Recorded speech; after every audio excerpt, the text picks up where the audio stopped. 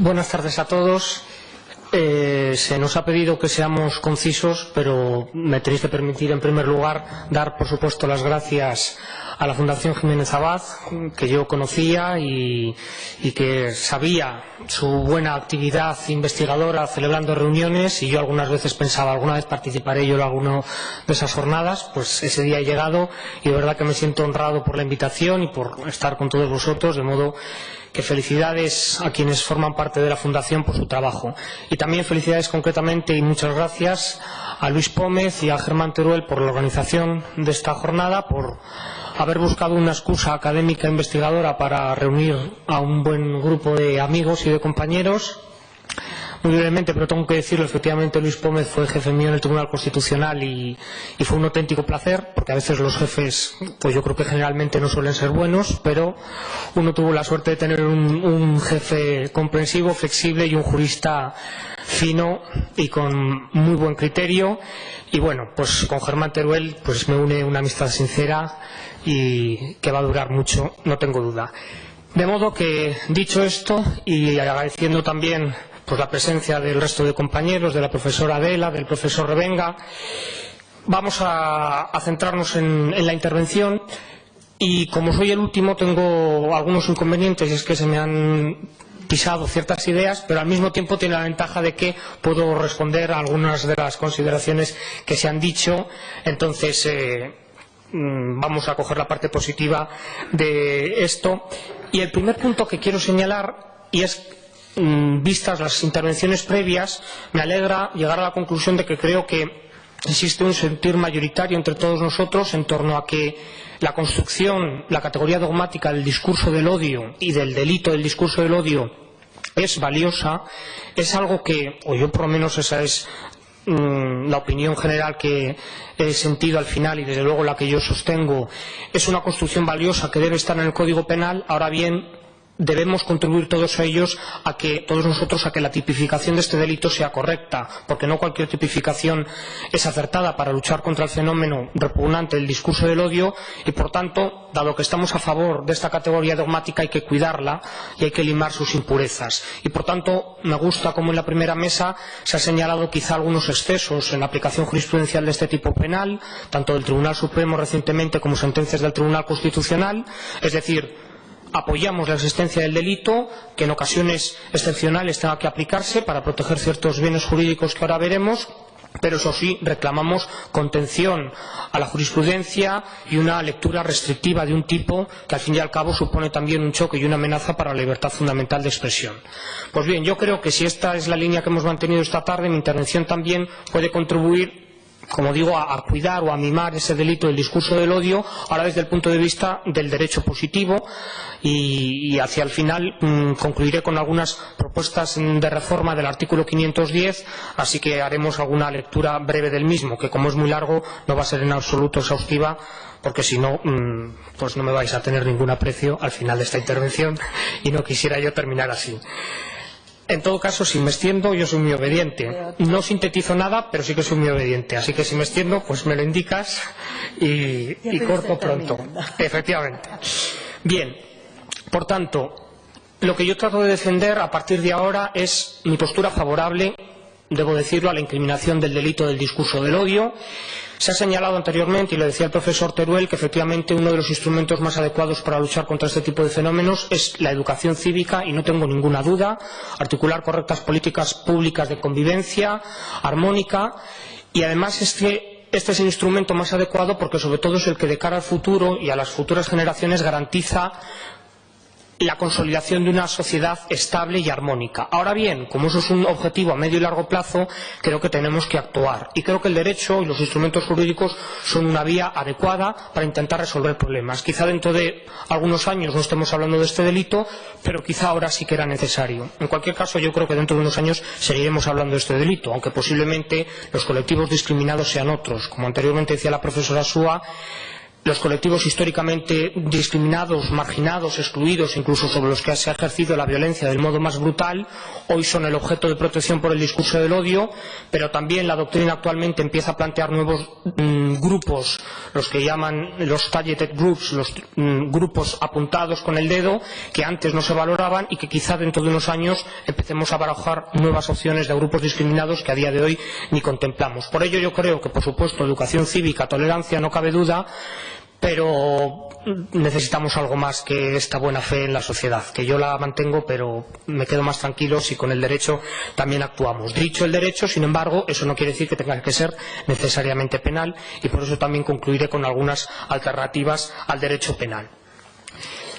Para responder a la pregunta si el delito del discurso del odio es adecuado y si, aunque supone una restricción de la libertad de expresión, es una restricción constitucionalmente aceptable, el punto de partida básico, porque además es sobre el que pivota la existencia de cualquier delito, es decidir si existe un bien jurídico, un interés lo suficientemente importante detrás de este delito que autorice la intervención del Estado a través del ius puniendi, restringiendo nada más y nada menos, como ya se ha dicho muchas veces, una libertad fundamental, la de expresión del artículo 20. Por tanto, ese va a ser el primer asunto. A partir de ahí, si de verdad llegamos a la conclusión de que hay un bien jurídico penal fundamental, como es mi opinión, y a continuación ofreceré algunas alternativas de bienes jurídicos, entonces lo que nos compete es formular una buena redacción del tipo penal. Y esta es una tarea que nos afecta a todos y que nos interroga y nos reclama.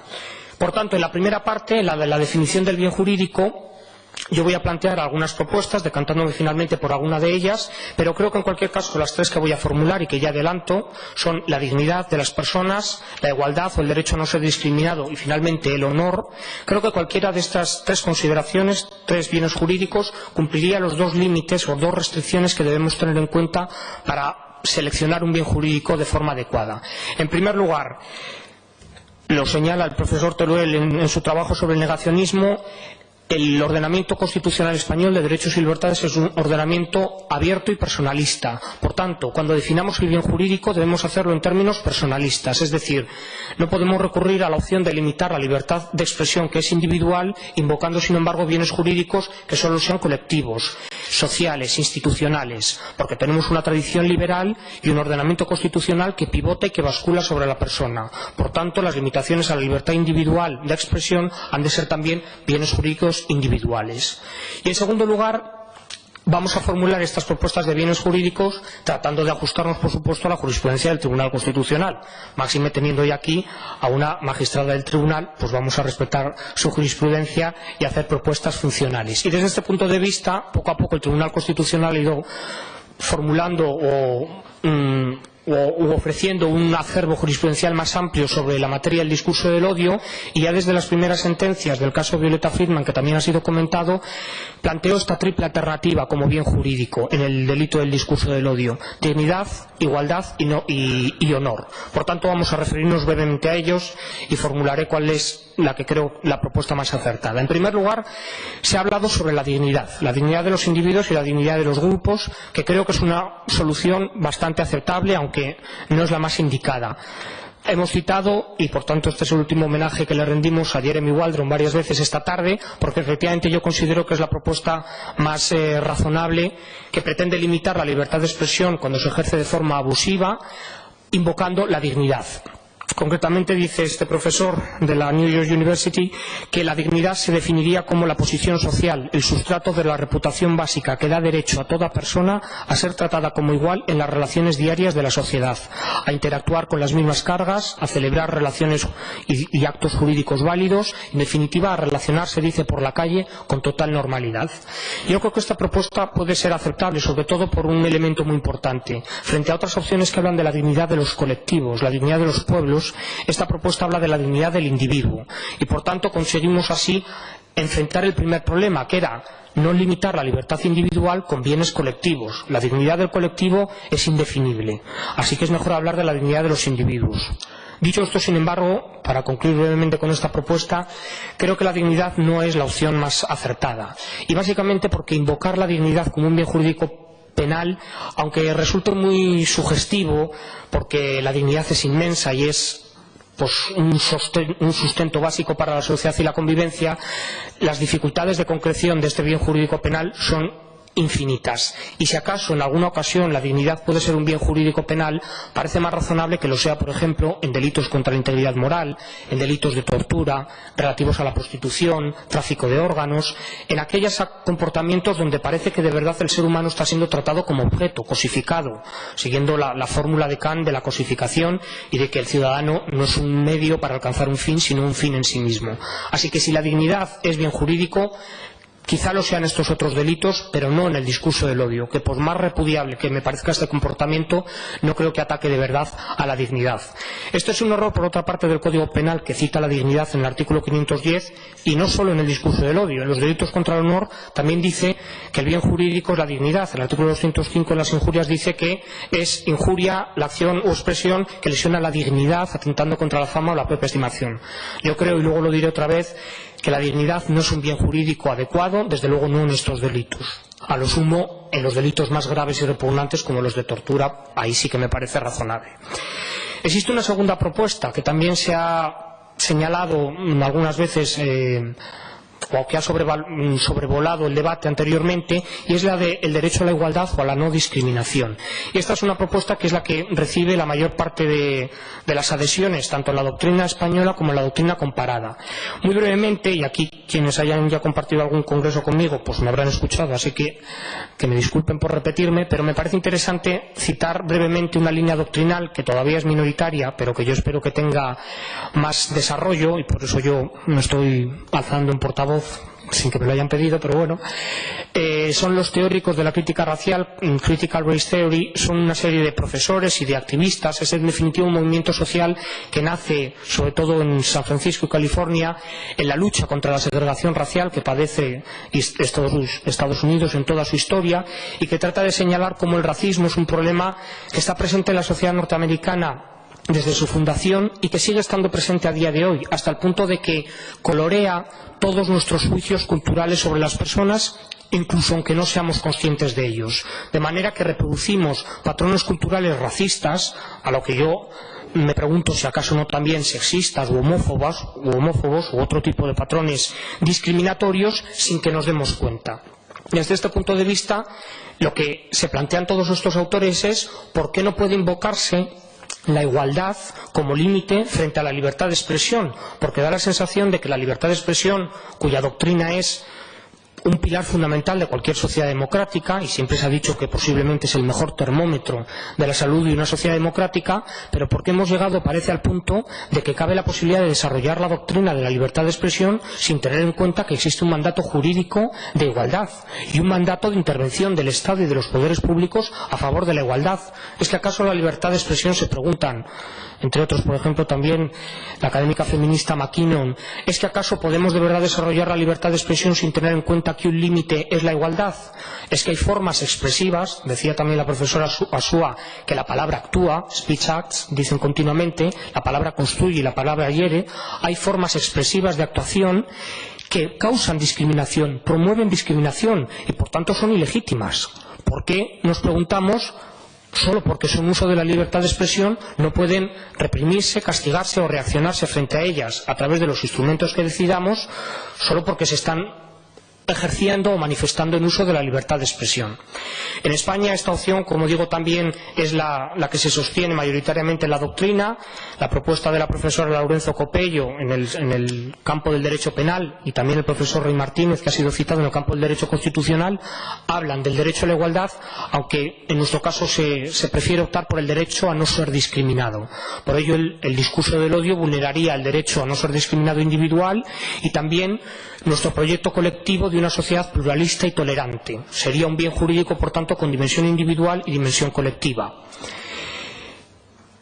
Finalmente existe una tercera propuesta que también es invocada por la doctrina y la apunta a la jurisprudencia, y que yo creo que esta sí es la más adecuada, por más que de verdad creo que las anteriores son puntos de partida muy correctos. Se trataría de invocar el honor como límite, el honor o el reconocimiento como límite al discurso del odio. Cuando la jurisprudencia del Tribunal Constitucional en estas sentencias desde Violeta Friedman se refiere al honor, siempre lo acompaña de la lesión de otros bienes jurídicos. Da la impresión de que el Tribunal Constitucional cree que no bastaría con una lesión del honor para justificar la restricción de la libertad de expresión y que, por tanto, el discurso del odio sería un delito pluriofensivo, que tendría varias líneas de ataque. Atacaría el honor y también, necesariamente, la igualdad o también la dignidad.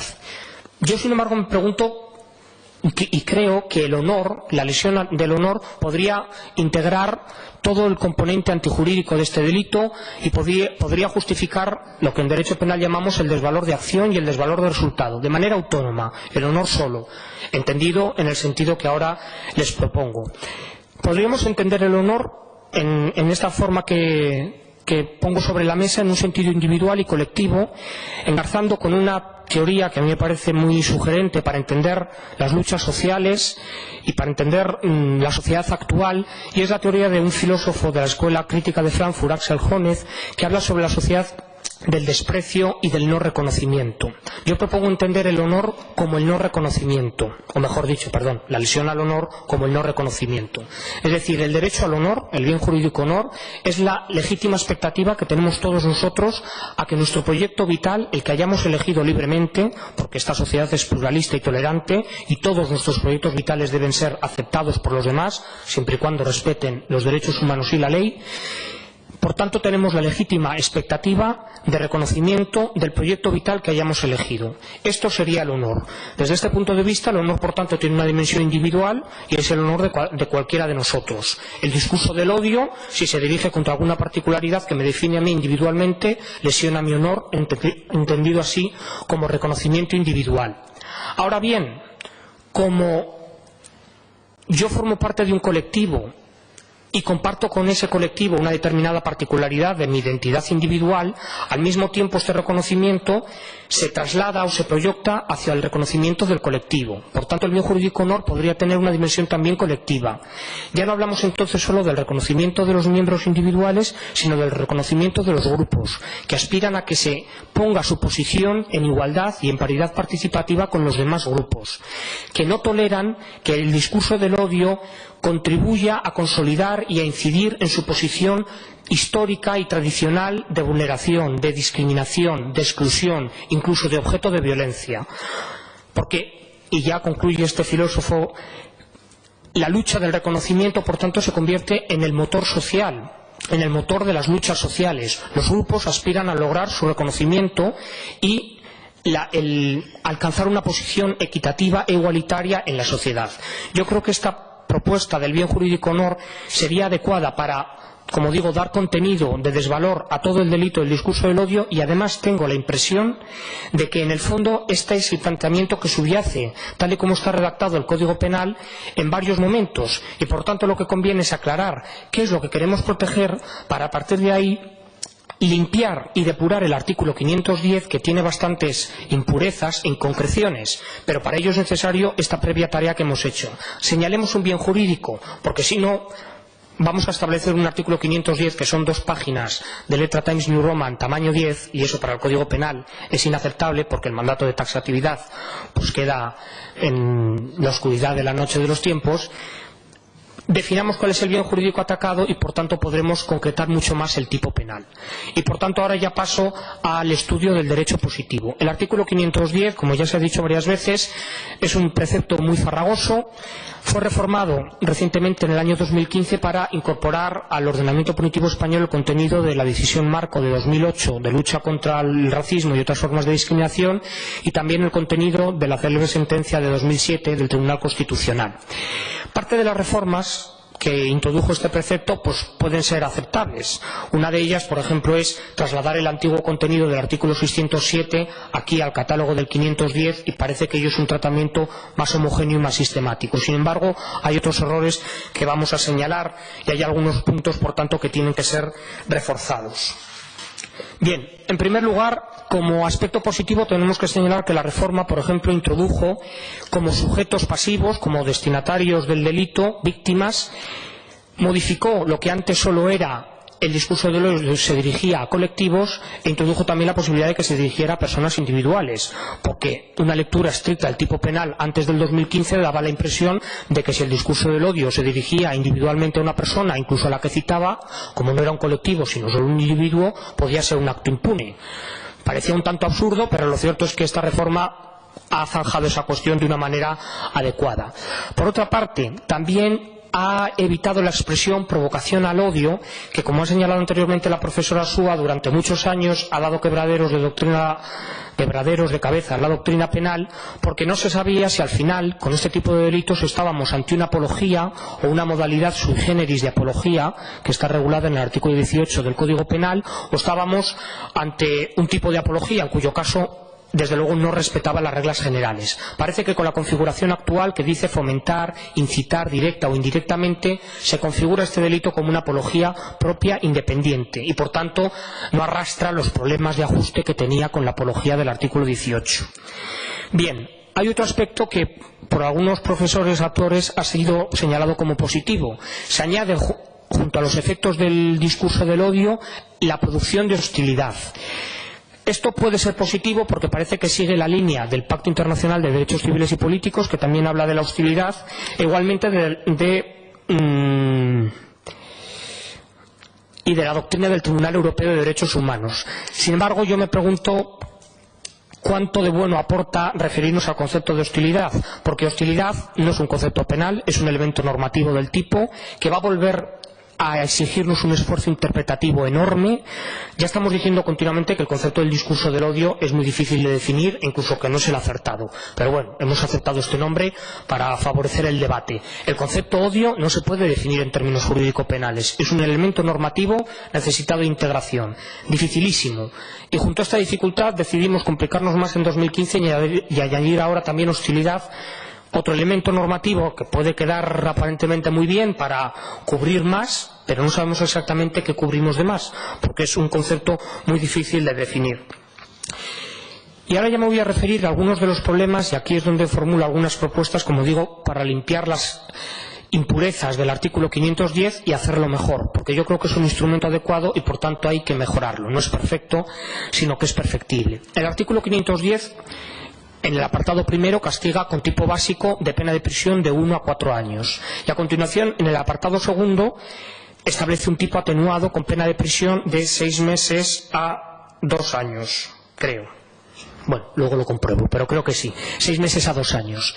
Bien, el tipo básico es un delito de peligro contra lo que yo considero el honor, pero bueno, podremos decir dignidad o igualdad. Y sin embargo, el tipo atenuado es un delito de lesión contra la dignidad, porque el artículo 510.2 dice: quienes lesionen la dignidad de las personas. Esto es un desajuste claro. Resulta que se castiga más severamente el delito de peligro que el delito de lesión. Y para colmo, el delito de lesión ataca algo en absoluto tan mínimo como la dignidad. Esto parece un desajuste bastante claro. No solo por, ya digo, el marco penológico, por la horquilla de penas que se habilita y que no tiene ninguna coherencia, castigar más severamente el delito de peligro, sino porque, una vez más, como ya dije al principio, creo que las referencias a la lesión de la dignidad no ayudan en nada, porque la dignidad, me temo que no es un bien jurídico que pueda ser definido. Por tanto, desde mi punto de vista, creo que, y luego insistiré más en ello, el tipo atenuado debería suprimirse, porque creo que con el tipo básico se alcanza suficientemente todo el desvalor de acción y de resultado si lo configuramos bien hacia un ataque al honor. A continuación, el artículo 510, en su apartado cuarto, establece un tipo agravado. El tipo agravado se puede castigar con pena de prisión de 2 años y medio hasta 6 años de prisión, nada más y nada menos. Y está previsto para aquellos actos que sean idóneos para alterar la paz pública o crear un sentimiento de inseguridad en la población. Yo también tengo que manifestarme en contra de este tipo agravado. Primero, porque creo que la agravación penal es elevadísima, y luego me referiré a este marco penal. Hasta 6 años de prisión me parece francamente una barbaridad y desproporcionado. Pero en segundo lugar, porque esta agravación resulta que responde y que se fundamenta en una lesión de la paz pública.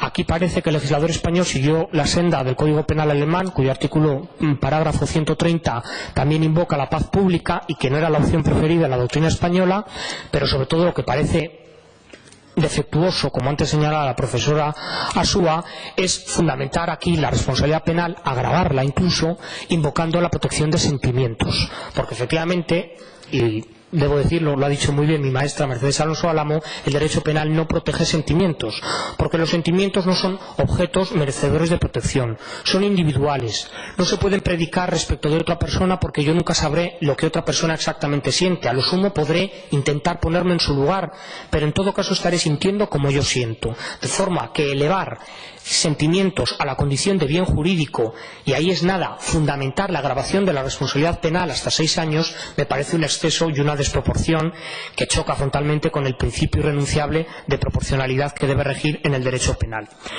Por tanto, y concluyo ya en esta parte de derecho positivo, creo que existen problemas de bien jurídico que justifican la supresión y el replanteamiento tanto del tipo atenuado como del tipo agravado.